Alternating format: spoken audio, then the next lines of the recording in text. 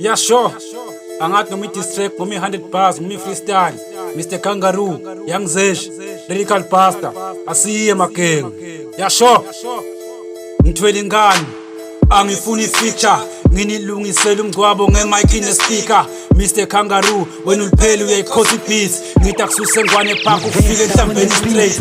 Ungathi uyarepa wena mchicwa ngiva nebar. Phela wena uyafotsha mdozolo ukhuluma fa. Yangizesho ngumfana ngikubulala ngelivesi lami.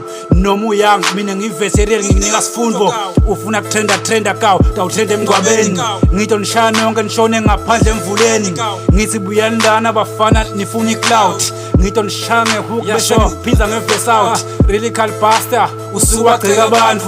Ungathi uyabhasta amaphutha akho manje kune ebantfu. Ngikhila ngifana ne-hitman.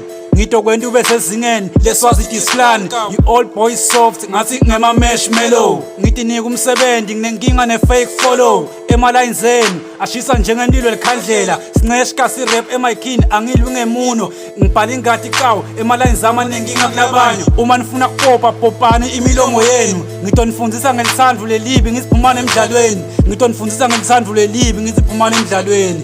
Yeah sure.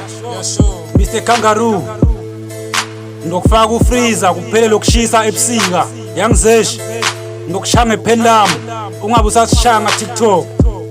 Lyrical Pastor awusinayi ke wena kawo manje emvula amasuku ungathi ulyrical mina ngibhala incwadi yonke kawo yabo lol hayi fede ngiyadlalela kawo yabo senza kuphela ntaba uyayithola dayide hayi marafet awucimele beats lapho aish washa